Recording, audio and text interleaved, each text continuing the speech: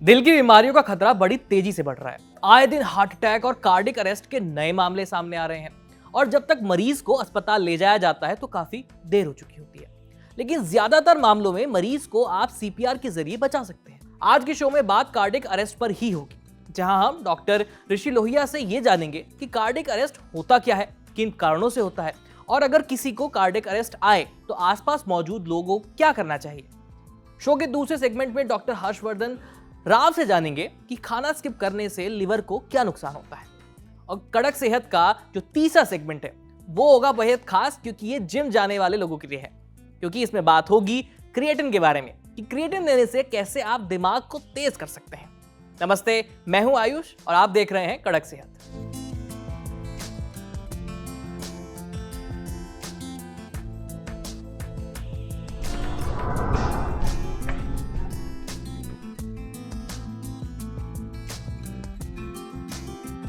Cardiac arrest एक medical emergency है जिसमें अचानक हार्ट काम करना बंद कर देता है। आपको पता है जैसे हार्ट या हृदय पूरे बॉडी को ब्लड पंप करके ऑक्सीजन और न्यूट्रिएंट्स पहुंचाता है। अब अचानक से जब हार्ट पंपिंग करना बंद कर देता है तो नेचुरली ब्रेन और बाकी वाइटल ऑर्गन्स को ब्लड सप्लाई नहीं मिलता और कुछ ही सेकंड से मिनटों में ये जानलेवा साबित हो सकता है।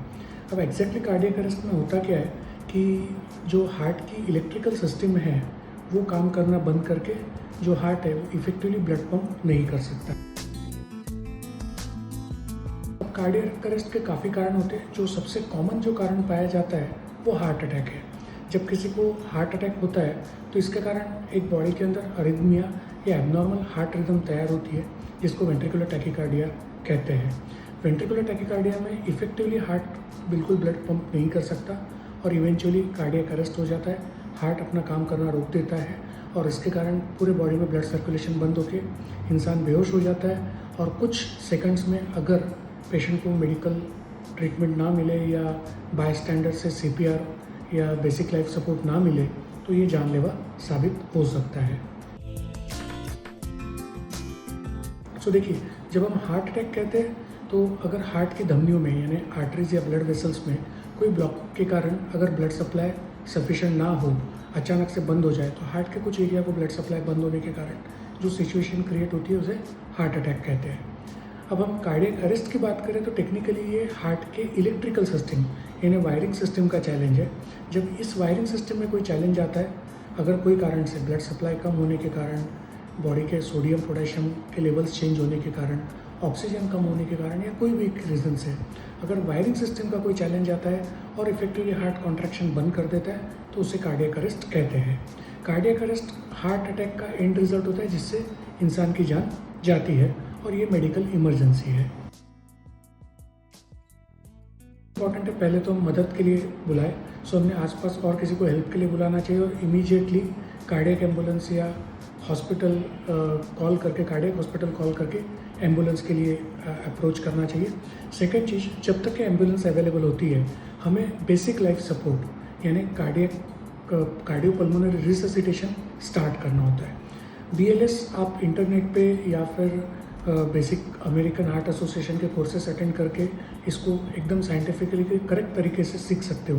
बट अगर इन शॉर्ट अगर बताना है तो बेसिक लाइफ सपोर्ट में सीपीआर किया जाता है, कार्डियोपल्मोनरी रिससिटेशन, जिसके अंदर सीने के अंदर स्टर्नम में हमारा जो चेस्ट बोन होता है उसके लोअर 1/3 को हम हर मिनट में 100 से 120 बार कॉम्प्रेस करते हैं। इससे क्या होता है कि हार्ट कॉम्प्लेक्स और रिलैक्स होता है, जिससे कि जब तक कि मेडिकल सर्विसेज अवेलेबल ना हो हम हार्ट को कॉन्ट्रैक्ट करके ब्रेन को और बाकी बॉडी पार्ट्स को ऑक्सीजन का सप्लाई मेंटेन करने की कोशिश कर रहे हैं।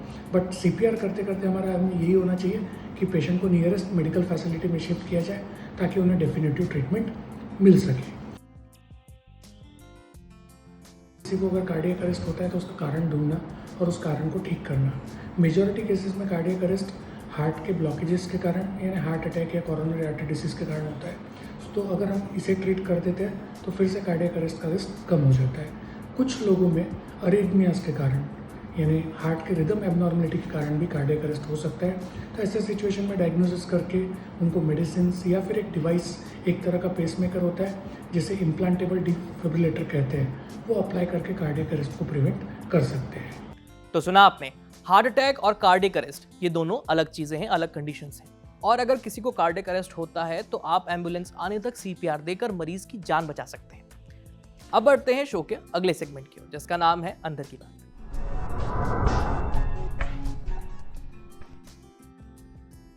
कई बार काम के चलते हम नाश्ता ही नहीं कर पाते, काम ज्यादा हो तो लंच भी स्किप हो जाता है या लेट हो जाता है, फिर भूख लगने पर कुछ भी जल्दी जल्दी खा लेते हैं और रात को देर से खाना खाते हैं। ये सब कुछ एक अब रूटीन बन चुका है, खासकर शहरों में।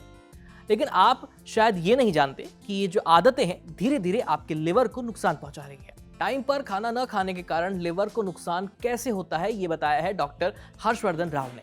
डॉक्टर हर्षवर्धन बताते हैं कि लिवर हमारे शरीर में खाने को एनर्जी में बदलने और फैट और शुगर को मैनेज करने का काम करता है। जब आप बार बार कुछ कुछ खाते हैं या फिर प्रोसेस्ड फूड का सेवन करते हैं या खाने का समय तय नहीं होता तो शरीर में ब्लड शुगर का जो लेवल है वो बार बार फ्लक्चुएट करता है, बढ़ता है। इसे कंट्रोल करने के लिए शरीर इंसुलिन नाम का एक हार्मोन रिलीज करता है।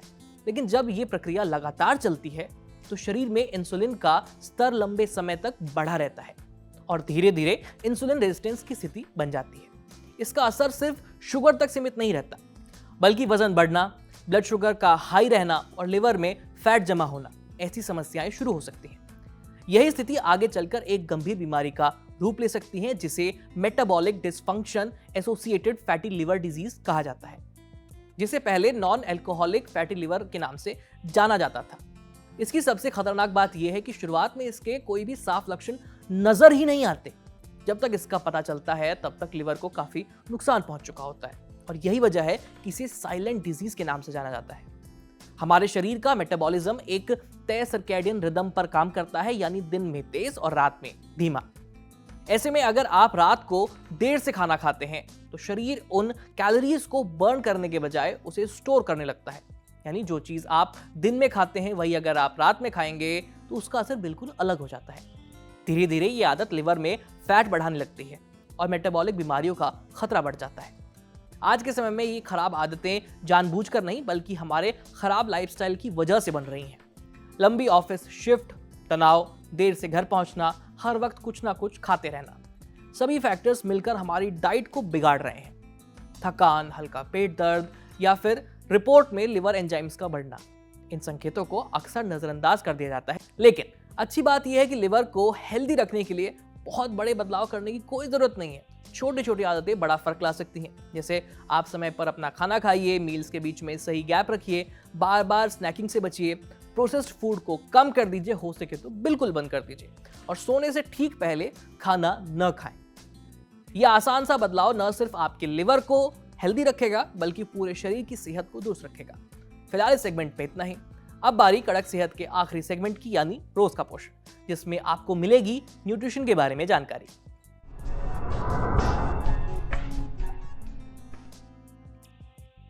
जिम में ताकत बढ़ाने वाला एक सप्लीमेंट आपके दिमाग को भी तेज बना सकता है। सुनकर चौंक गए होंगे। जी हां, हम बात कर रहे हैं क्रिएटिन की। तो मेरे जिम ब्रोज, ये सेगमेंट आपके लिए है। क्रिएटिन को आमतौर पर एथलीट्स और फिटनेस लवर्स इस्तेमाल करते हैं, लेकिन अब रिसर्च बता रही है क्रिएटिन सिर्फ मसल्स ही नहीं बल्कि ब्रेन हेल्थ के लिए भी फायदेमंद हो सकता है। क्रिएटिन बॉडी और दिमाग के लिए कैसे फायदेमंद है ये बताया न्यूट्रिशनिस्ट हरिप्रिया एन ने। क्रिएटिन शरीर में नेचुरली बनता है, मीट और मछली जैसे फूड्स में भी पाया जाता है। इसका मेन काम होता है शरीर की कोशिकाओं को एनर्जी देना, क्योंकि हमारा दिमाग शरीर की सबसे ज्यादा एनर्जी इस्तेमाल करने वाला अंग है, इसलिए क्रिएटिन यहां भी अहम भूमिका निभाता है। क्रिएटिन ब्रेन सेल्स को एटीपी बनाने में मदद करता है। एटीपी यानी वो एनर्जी जिससे हमारी सोच, याददाश्त और रिएक्शन ये सब काम करते हैं इस पर। जब दिमाग को ज्यादा एनर्जी मिलती है तो उसकी परफॉर्मेंस भी बेहतर हो जाती है। तो क्या सच में इससे ब्रेन हेल्थ बेहतर होती है? ये आपके मन में सवाल उठेगा। जवाब है हाँ, खास करके तब जब आप थके हुए हो, स्ट्रेस में हो या नींद पूरी ना हुई हो। ऐसे समय में क्रिएटिन ब्रेन को एक्स्ट्रा सपोर्ट देता है और आपके फोकस और सोचने की क्षमता को बेहतर बनाता है। 2022 में हुई रिसर्च भी इसे सपोर्ट करती है। एक स्टडी में पाया गया कि क्रिएटिन लेने वाले लोगों की मेमोरी और फोकस बेहतर था, खास करके 60 साल से ज्यादा उम्र के लोगों में। वहीं 2018 में हुई रिसर्च के मुताबिक ये इंटेलिजेंस, रीजनिंग और ओवरऑल मेंटल परफॉर्मेंस को भी बढ़ाता है। यानी अगर आप अक्सर चीजें भूल जाते हैं या ध्यान केंद्रित करने में दिक्कत हो रही है तो क्रिएटिन आपकी मदद कर सकता है। ये एनर्जी बढ़ाकर दिमाग के लिए याददाश्त और फोकस दोनों को मजबूत करता है। सिर्फ इतना ही नहीं, क्रिएटिन स्ट्रेस और नींद की कमी में भी फायदेमंद साबित हो सकता है। एक स्टडी में देखा गया है कि जो लोग पूरी रात जागते रहते हैं उन्हें क्रिएटिन लिया और उसके बाद उनका परफॉर्मेंस बेहतर हो गया, उन्हें कम थकान महसूस हुई।